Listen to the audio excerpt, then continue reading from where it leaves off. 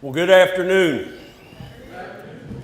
I want to thank the Rotary Club for once again inviting me to talk about the state of our city. I'm grateful for the opportunity, and real quick, my mom is in Florida watching this on Facebook Live. Hi, Mom, I love you. Behave. Before I go any further, I also want to extend a special thanks to my partners on the City Council for their cooperation and commitment to our city. I look forward to working with them again this year, along with Council President Ed Zastani, and also my department heads and the city employees for their hard work in helping make Jeffersonville the best city in the Hoosier State. I come here today as passionate about Jeffersonville's potential as I was the first time I came to you 7 years ago. Never before have I seen the pride and excitement we're currently experiencing in our city. And never before have I been more certain that there's so much more to look forward to. If you moved away from Jeffersonville 10 years ago and came back today, you wouldn't believe it's the same place. The landscape has certainly changed, but so has our attitude. Every time we break a mold and find success, it challenges us to go after something even bigger. And together we have set a new course for our city. I can tell you today that the state of our city is strong, it is hopeful, and yes, it is prideful.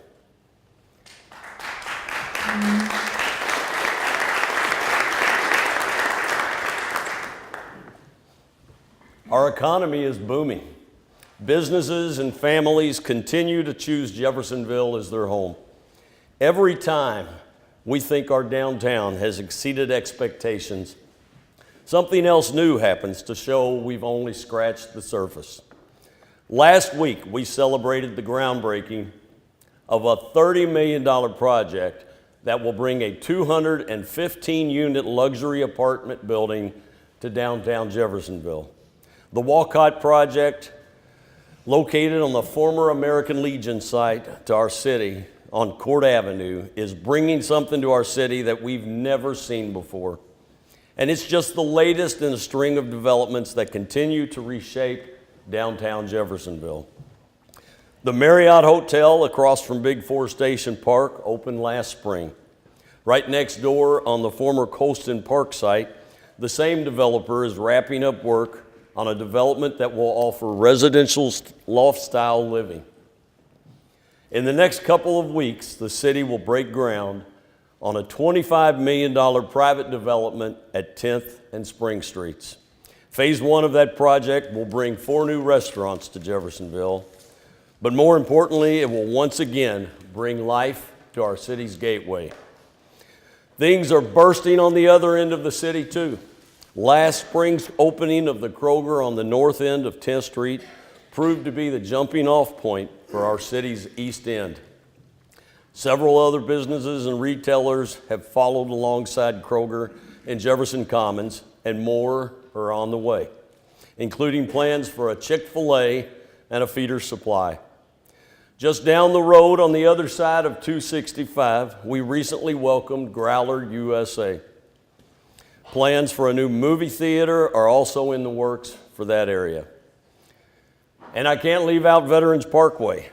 Last fall, we opened Hobby Lobby, and several other businesses will soon join that development, including a TJ Maxx and a Hope Goods. Our arts and cultural district is taking shape with even more exciting and creative projects on the way. Last year, I told you big things were about to happen in our arts and cultural district, NOCO, and I'm happy to tell you today that we've delivered on that promise. We hosted the dedication of Picasso Point along Spring Street last fall. And thanks to a lot of very hard work by our public arts administrator, Don Spiker, and our redevelopment commission staff, led by Rob Ways, NOCO received official accreditation from the Indiana Arts Commission in December as one of only 10 arts and cultural districts in the state of Indiana. We will start to work soon on the next phase of NOCO, known as the Depot. That will introduce converted shipping containers and rail cars to serve as retail, dining, and entertainment spaces. Our quality of life is improving with our continued focus on parks and recreation. When I was here last year, I unveiled my plan to create a park in the city's East End. I'm happy to tell you today that we have made that a reality too.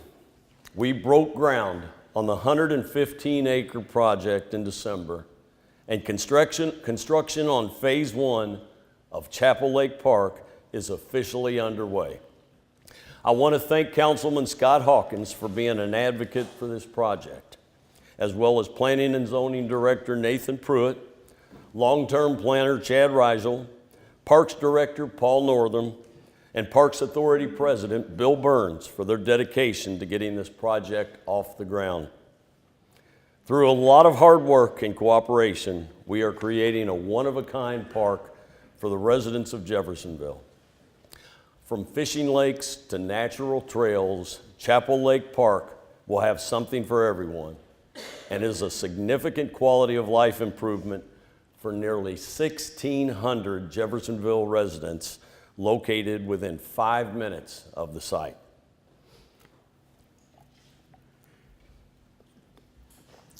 Our city's aging infrastructure is finally getting the attention it needs with some long overdue road projects. I'm proud to be able to say today that we're wrapping up 2 major infrastructure projects, 10th Street and Holman's Lane. These are both major projects that were put off for decades. I'm extremely proud that we had the guts to tackle them. I owe a debt of gratitude to my city engineer, Andy Crouch, for jumping on board with me and tackling both of these things head on. He has worked extremely hard and probably lost a lot of sleep over the last couple of years. I know it seems like the orange barrels and the cones have been lining the streets forever, but soon they'll be gone, and I promise you're going to really appreciate what has been done. If you've been on the west end of 10th Street from Main to Penn in the last couple of months, you know what I'm talking about. A widened street, new sidewalks, lighting, it's a first-class improvement. That's a preview of what the rest of 10th Street on up to Springdale Drive will look like once the 10th Street revitalization project is finished this summer. We expect our $6.3 million upgrade along Holman's Lane to wrap up this summer too, leading way to turning lanes, sidewalks, and lighting. In addition to those 2 large-scale projects, we're also focusing on our neighborhoods. Last year alone, we invested $1.2 million in improvements to our existing streets and roads, including the widening of New Chapel Road. Our city is getting connected with more sidewalks and walking trails. We've added more than 14 miles of sidewalks throughout the city since 2012, continuing to deliver on our commitment to make Jeffersonville a more connected and walkable community. With the sidewalks we've added, you can now literally start in downtown Louisville, walk across the Big 4 Bridge, up the riverfront, up Utica Pike, down Allison Lane, all the way to the new Kroger. That's pretty incredible. By adding sidewalks on New Chapel Road, we've created a connection between some of the city's largest and fastest growing neighborhoods, all the way out to some of the dining and retail establishments and to one of the city's newest projects, Chapel Lake Park. We're also seeking support from the state's Next Level Trails program to help us create a multi-use trail that will connect the Lewis and Clark Bridge Trail to Charlestown State Park on one end, through River Ridge and Chapel Lake Park on the other end. This is a project that will create connection points and give trail access to potentially thousands of residents in our city's east end, as well as thousands of employees at River Ridge. Jeffersonville continues to evolve. Every door we open leads to more potential. One area with unlimited potential is Jeff Boat. For decades, our city thrived on building barges. Jeff Boat, located on 65 acres on our riverfront along Market Street, was our identity. But Jeffersonville has changed since then. Our workforce is different. Our city is different. Still, it was an emotional day when Jeff Boat announced last year that it was closing its doors for good. Sad because we were losing such a big part of us, but at the same time, hopeful because of the opportunity we have to bring that property back to life and make it relevant to Jeffersonville again in a whole new way. That's why one of my main objectives moving forward is to secure control of those 65 acres for future development. Our redevelopment commissioner, Rob Ways, has been working for months on a plan that will put the city in a position to secure that property for future development. This is a long-range project, and it's going to take patience. The transformation won't happen overnight. We expect Jeff Boat to be on the site for at least another year, clearing the area, and there are still a lot of uncertainties about the condition of the property and the suitability for specific development. But we have high hopes for the potential this area holds for Jeffersonville's future. This is a game changer for the city, and we're ready to tackle it. It's time to focus on repurposing the 10th Street corridor into a vital connector between our downtown and our East End. Now that we're nearly finished with the infrastructure upgrades along 10th Street, we're ready to turn our attention to the next phase of improving the area. We have completed a master plan that will soon start moving toward implementing initiatives to make the corridor more inviting for commercial and residential development. While we're experiencing explosions of growth on the east and west ends of Jeffersonville, we have to make sure the area in between is also living up to its potential. Now is the time to turn our attention at repurposing the 10th Street corridor into a new, vibrant area where we have a mixed use of businesses and residences.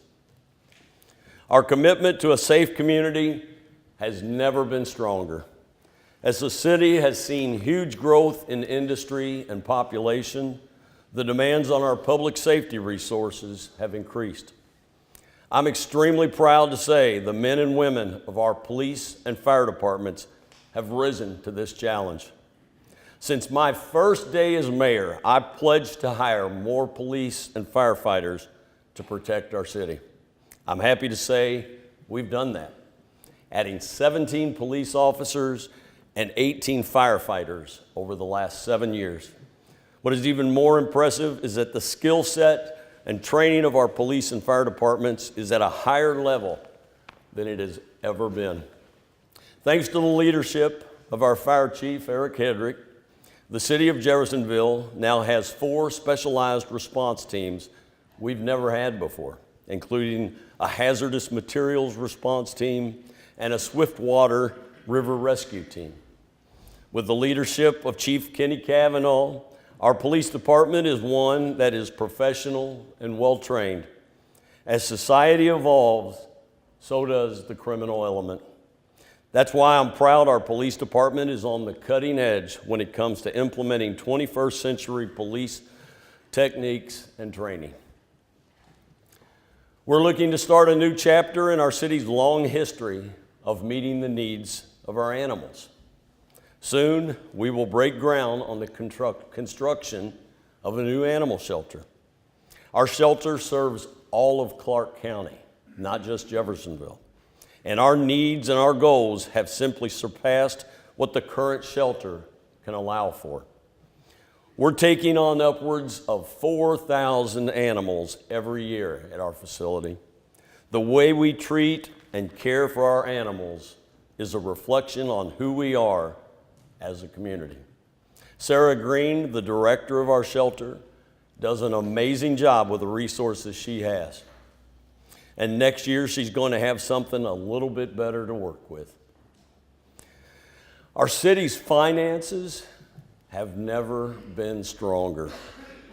We ended last year with $7.6 million of cash on hand. There was another $4.6 million of cash in the rainy day fund. And just last month, we received two great reports that even further support the city's solid financial standing. First, the State Board of Accounts presented findings from its 2017 audit of the city. It concluded the city is in a strong financial position with healthy fund balances, and it found no irregularities within the city's financial statements.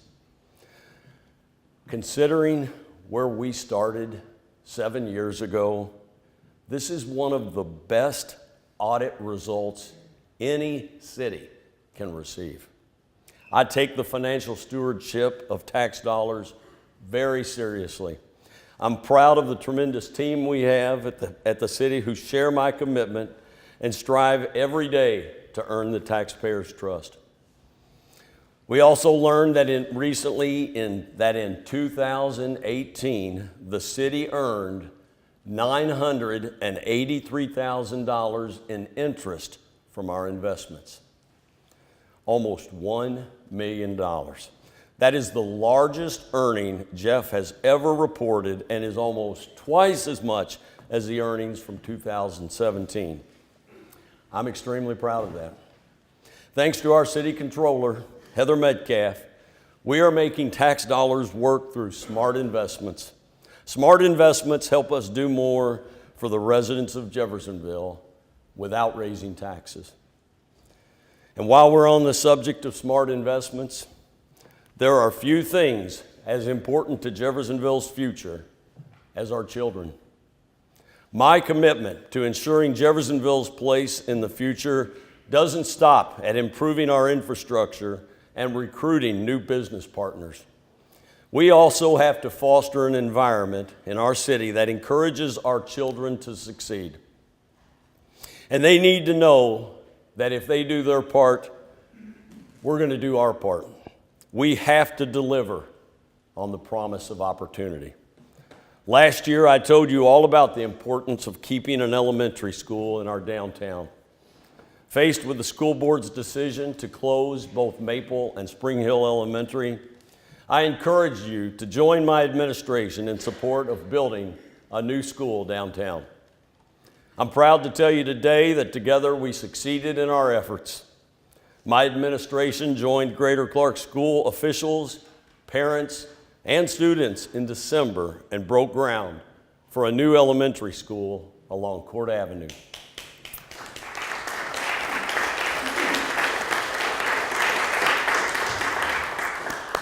I'll join you.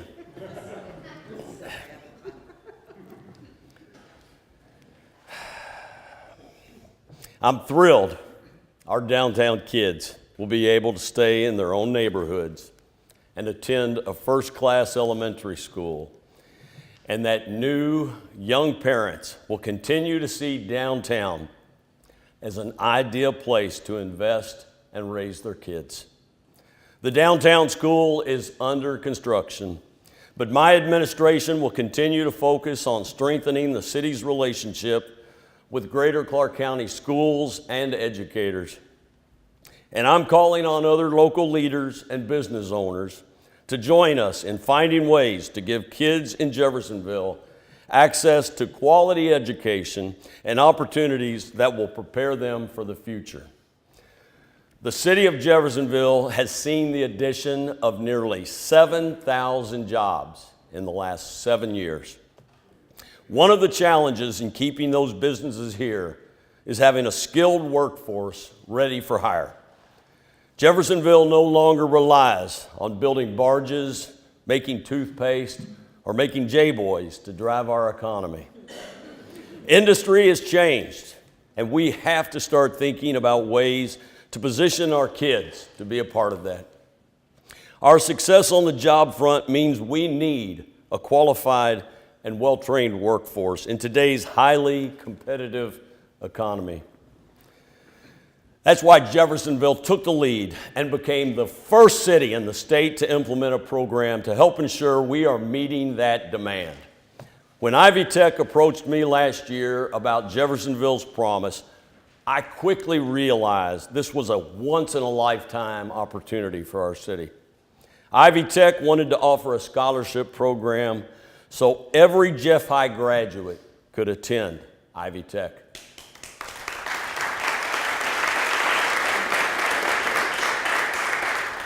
Jeffersonville's promise is about making our community more competitive when trying to attract new jobs and businesses.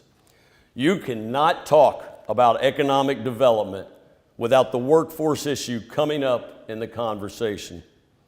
Just look at the workforce challenges our state is facing. An Indiana Chamber of Commerce survey reveals that more than half of the businesses surveyed left jobs unfilled last year due to underqualified applicants. A third of them said that filling job openings is the biggest challenge they face. This is an alarming trend. We as a community and as leaders have an obligation to address it. One way is to find creative ways to use existing tax revenue to help train and educate our young people. Jeffersonville's promise does just that.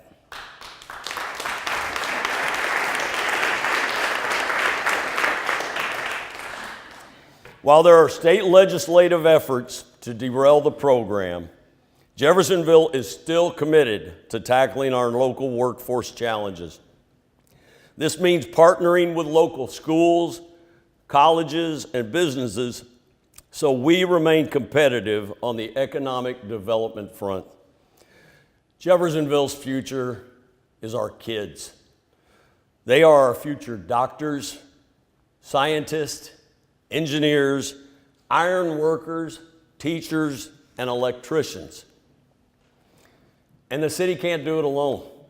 We need everyone to share in that responsibility.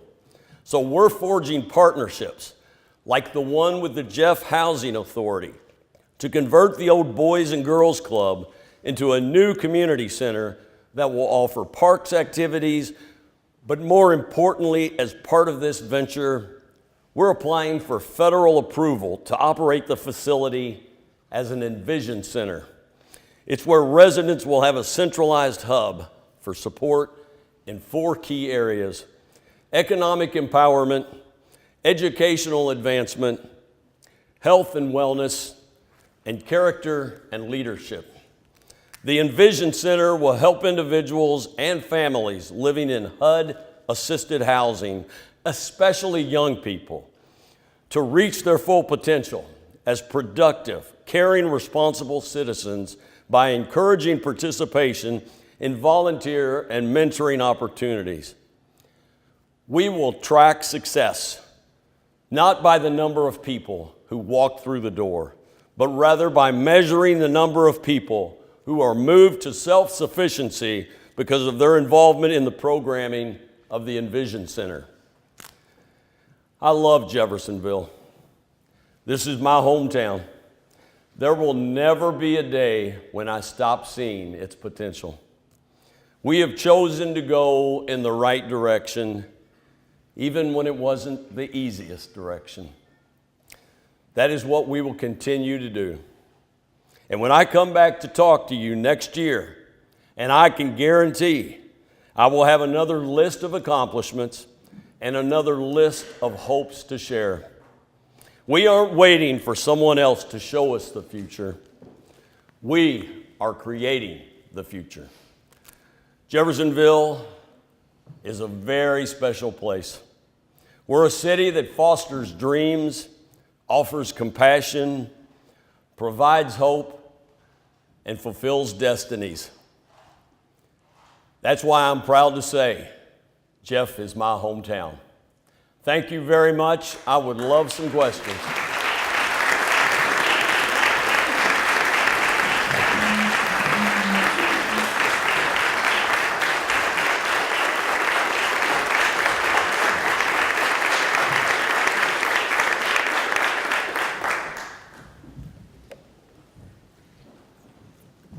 Are there any questions? Do you want to, I have a question for you. Do you want to talk a little bit about where we are with Jeffersonville Promise and what those steps are? The question is, where are we at with Jeffersonville's Promise? I've been back and forth on the phone quite a bit for the last 2 weeks. Obviously, you probably heard some of the state legislators. One over here in New Albany has, I think there's a misunderstanding. And I think what the misunderstanding is, when I went before the House committee to talk about it, you could kind of see the group had a pretense of information that was not accurate. Where our problem is, River Ridge is less than 20% occupied right now. Folks, what that means is we've got over 4,000 acres still to develop in River Ridge. And some of the state legislators want us to partner up with existing businesses and offer scholarship programs to go and work for an existing business. We've landed those businesses. I'm going to make sure their needs are met and taken care of, but the federal government came in here with billions of dollars and built 2 significant bridges in Jeffersonville because they see the potential of what we have down the road. What we have is River Ridge Park, which has more than 80% left to grow, thousands and thousands of more jobs in the coming 10 or 15 years. The federal government believed in us. I need the state legislator to believe in us. You don't put that kind of money in infrastructure and then pull the rug out and say good luck. What Jeffersonville's Promise will do is offer not only high school seniors this year. I'm looking at the kid that's in 7th grade at Parkview or 3rd grade at Wilson Elementary. I want their family to know that Jeffersonville believes in them, and I need them when they've graduated high school to go get a college degree. Because I said in my speech, we're no longer a city that builds barges. We're no longer a community that has Colgate. We're no longer a community that has Pillsbury. Those jobs are gone. If you're trying to run after and chase dollars to train people for what we had, you missed the boat. Let's look 10 years, 20 years, 30 years down the road. That's how you grow. And the state of Indiana has a significant problem with workforce development. We lag far behind most other states in college graduates. The jobs we're trying to attract now to Jeffersonville, I'll let Seymour, Scottsburg, Austin, I'll let them fight over those $10 an hour jobs. I'm not trying to insult anybody, but I want something better for Jeffersonville. I want to see careers made here. I want our kids to grow up and know they can go get a college degree and stay in Jeffersonville and earn $100,000 a year. Jeffersonville Promise gives them that opportunity. So hopefully the politics of what we're battling now, we can weed through that. But I really need the state legislator to accept Jeffersonville is a growing community, not a dying community. We're looking 20 years down the road. That's what Jeffersonville's Promise offers. Hope, dreams, and families who now can say, I want to live in Jeff because my city cares about me. That's what Jeffersonville's Promise does. Real quickly, just so you'll know, you've got over here to the far left the depot, which is in the NOCO Arts and Cultural District. That will be the project that you will see taking shape this year, 2019. You have the new movie theater right here that is going off of Got Breath Parkway, off of by 265, a new road, a new redevelopment project. You will have, you've seen the new Kroger. It's brought new restaurants, a lot of new activities. things that you can stay in Jeffersonville now and spend your money instead of going someplace else. A new movie theater. I've made the comment before. The last time Jeffersonville had a movie theater, I saw the opening of Jaws. So I'm real excited about this. The Hogan Development over here to my right, this is the Gateway project that I spoke about. This is the entrance to 10th Street off of 65. 10 acres there that has created no tax revenue for the last several years. It's been kind of swampland and not very pretty. So we're going to have restaurants. You will see probably a groundbreaking in the next, my guess, probably 4 weeks happening on this site here. So that's big. You'll see that really taking a jump start in this spring. And over here to my far right is the new animal shelter. It's the animal shelter that we have has done a lot of good. I take a lot of pride in that. I did want to emphasize we care for all animals in Clark County, not just Jeffersonville. That's something I think everybody in Jeffersonville should take pride in. But we need a new shelter, so we're going to be breaking ground on that this spring as well. Is it had to be in the same location? Yes, the property where it is now, it has a lot of vacant land where they actually walk the animals to the front. So the new shelter will be built on the vacant land, and then the old one will be demoed, and that will become the new walking trail. Can you talk about the Chapel Lake Park and also the Boys and Girls Club project? Where are you with those things? Well, they're big. Chapel Lake Park, that posed a challenge for me, but I love a challenge. I had to basically convince the River Ridge Board that we could make better use of their land than they could.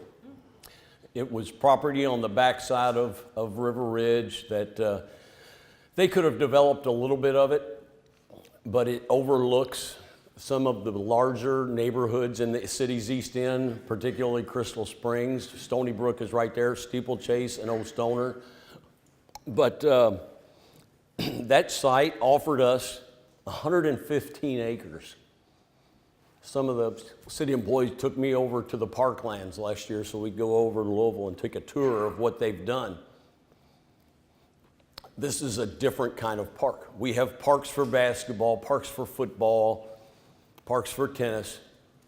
This is more of a nature preserve. You're going to have 2.5 miles of paved walking trails, 2 large picnic areas, and just a good place to go explore, and a huge lake. I love to fish, and I wanted to see Jeffersonville have a place dedicated where somebody could go wet a line and catch fish, but it will also be large enough to do some kayaking, canoeing, but just a peaceful 115 acres. Go get lost for a couple of hours and escape the city. And to be honest with you, you're within 1.5 miles, I believe, of 1,600 households in that site. So it's pretty cool. And then your other question was about the Envision Center. Met and walked through the old Boys and Girls Club, which is now vacant. When Spring Hill Elementary closes, we're going to have some serious concerns with what will those kids do after school. Now, I have a house on Court Avenue, and I love seeing all the kid activity at the Nahan Fieldhouse now after school. It's become a safe haven for a lot of the kids in the community to come to. And, not everybody is blessed with 2 parents and, people looking over you all the time. The Envision Center, by converting the old Boys and Girls Club, which has a full industrial kitchen, has a huge gymnasium, we can utilize this space for not only children's activities, but adult activities. I think we've already had some conversations with a local bank who wants to offer classes on first-time home purchases for residents. You can have some tutoring programs for the school for kids, but it will become the Nahan Fieldhouse on the other side of 10th Street. So it's a huge tool for us, and I'm tickled to death. But working with the Jeff Housing Authority, Darnell Jackson, who is our director there, we've talked multiple times. We've created this partnership. We've got a fantastic facility. The Envision Center is going to do a whole lot for a whole lot of people.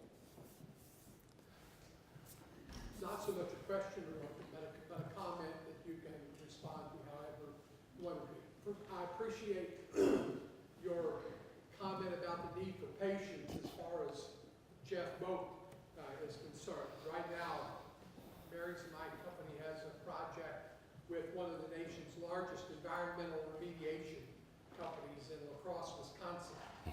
And they've been engaged over the past several years in river and marine cleanup projects that can run 4, 5, 6, one project winding up now at Fox River Valley in Wisconsin, 10 years.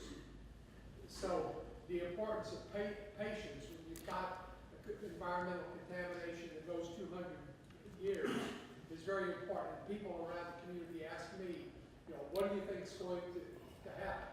And after writing the history of American Commercial Barge Lines and Brennan Company, I said patience, because the extent is going to depend upon what kind of use. But Everybody wants something to happen right away. That's not possible. Just to give you a little background, Rob Ways is back here. Rob has worked with them. They do have an environmental team doing the work. A lot of the preliminaries, talking about Jeff Boat here.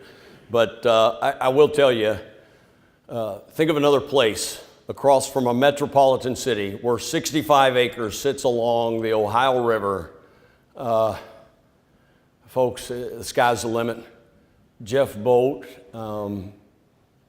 this isn't something I want to rush into. It's too promising of a project to just settle for something. We do need to make sure the site is clean and clear. I've had conversations with Governor Holcomb. He actively wants to help Jeffersonville with this process. But I see that project becoming a mixture of many, many different things. I would love to see the Greenway extend eastward. I would like to come through the Jeff Boat property with the Greenway. We're going to have an abandoned railroad that crosses Utica Pike up here at the very end. I'd like to convert that into another walking trail. That runs all the way up past 10th Street.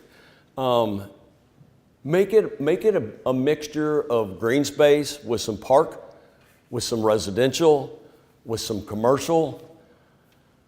It's an enormous project, and it's something, if we are patient, we can create something that is going to be a legacy in Jeffersonville forever. I'm extremely excited about it, but I get antsy too. I understand it when people say, hey, when are you going to do something? Just so you'll know, Jeff Boat sold all of the equipment and everything there, and the company that bought it, I think is from Texas. They have 2 years to remove everything. So there's not going to be anything in 2019.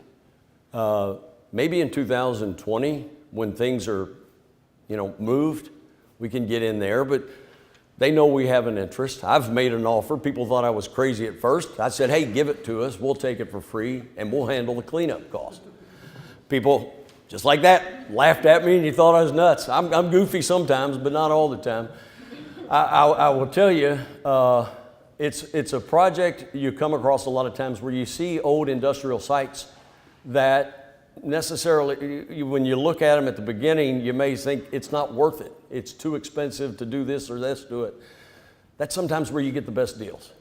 So if we have patience, we've got the governor's help. I got Rob Ways working on this daily. Keep your fingers crossed. I think we're going to make something happen there that everybody in Jeffersonville is going to be proud of. Just so you'll know, the movie theater also, there was a question on Facebook. We were encouraging people to ask questions. You should be able to go see a movie at the new movie theater by Christmas. Is there anything else? I know the new bridge, the Easton Bridge, has been open for a little while. Lewis and Clark Bridge. Well, Lewis and Clark Bridge. We've got some people in here very passionate about that. My segue here has, with fire and police, has that changed any? And with dispatch has the name confused. That was the number one concern when you have Lewis and Clark. You've got Lewis and Clark Parkway, you've got Lewis and Clark Bridge. I believe we're good on that. Okay. So, I mean. Would the chiefs agree with that? Absolutely what the mayor said. So, yeah. So as you know, I work for a mayor and congressman, so I know all these right questions to ask. I noticed you have some council members in the room. I've got Ron Ellis, council at large. I've got Dustin White, first district. Woo, where the Boys and Girls Club is. The Boys and Girls Project. Am I missing anybody? Anybody else? And so, what is your role with the council folks and how you work with them? Well, let me tell you, because I'm a 2-term mayor, hopefully a 3-term. We'll find that out in November. I feel good, but I came into this job with a lot of battles in the first term. A lot of council members had different ideas and weren't so accepting. So the first 4 years were a little tough. I was still surprised because we were able to battle through and get some things done. But this term is one of the things I really take pride in. I know everybody has some kind of a political affiliation, but folks, I'm 54 years old. I've lived a good life. My family's restaurant was there for 50 years. Democrats and Republicans, we're all friends, we're all customers, and I've treated everybody in the city of Jeff the same way. I could care less the party affiliations. And I think that kind of attitude has helped move Jeffersonville forward. We're not going to do things because it's the Republican way, or we're not going to stop things because it's the Democrat way. We're lucky people, and I thank God every day for the blessings that I've got. But this council I've had now, if I could duplicate it and say, hey, let's do it all over again for the next 4 years, I'd take the same group. Very good.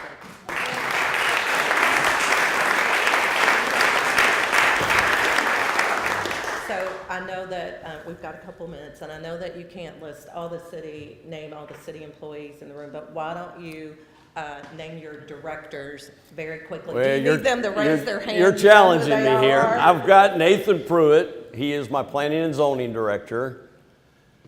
Amber, Amber Ridings, she is the assistant to Parks Director. To Paul Northam. Paul I've known, I think, since 2nd grade. So Paul Northam and I went to Middle Road together. I've got Chief Kenny Cavanaugh. I've got Joe Hurt, who is president of the fire union. Jeremy Neff, street commissioner, assistant. Clark Miles, street commissioner. Eric Hedrick, fire chief. Bruce D'Arc, assistant fire chief. Delynn Rutherford, she is part of the staff of the redevelopment commission, but her key role is she is probably the best grant writer in the state of Indiana. And a lot of the projects you see me getting credit for, Delynn has played a huge role in making that happen. And then Teresa Treadway here works for redevelopment also. I'm sorry if I'm trying. Anybody else that he didn't raise your hand? I've got Bill Burns here, who is the president of our Parks Authority. He's sitting there with a lot of bankers. I know. And I've got Judge Carmichael up here, who's Judge Carmichael has always been a strong ally for the city of Jeffersonville. She's a Rotarian. She has to be here. My finance department back here, I'm sorry. I've got Heather, Vaughn. Folks, I'm really having trouble seeing. I've got Alicia Dale, who is my wastewater billing. I've got Amy Huffman, who is the assistant to the mayor's office. Rob Ways, my redevelopment director. Justin Ames, firefighter. Okay. Pro media. Yeah. So I got a lot of friends here. that's good. And is there anything that you want to tell us about that no one asked or I didn't ask? Well, I will ask you. The pressing issue right now, we talked about it. Jeffersonville's promise is, without a doubt, this is an issue that when it came before us, we all looked at each other like thinking this is crazy. This has better than a 95% approval rating in our community. So for a politician who lives in another city who his own words were, he wants to dismantle Jeffersonville's promise, that breaks my heart. I've got something that has brought people to tears. They're so happy that we're doing this. So I take that very personally, and I have said I'm going to fight this to the very end. I promise you, I'm not the kind of guy you want to poke with a stick. We will get this through. All right, thank you.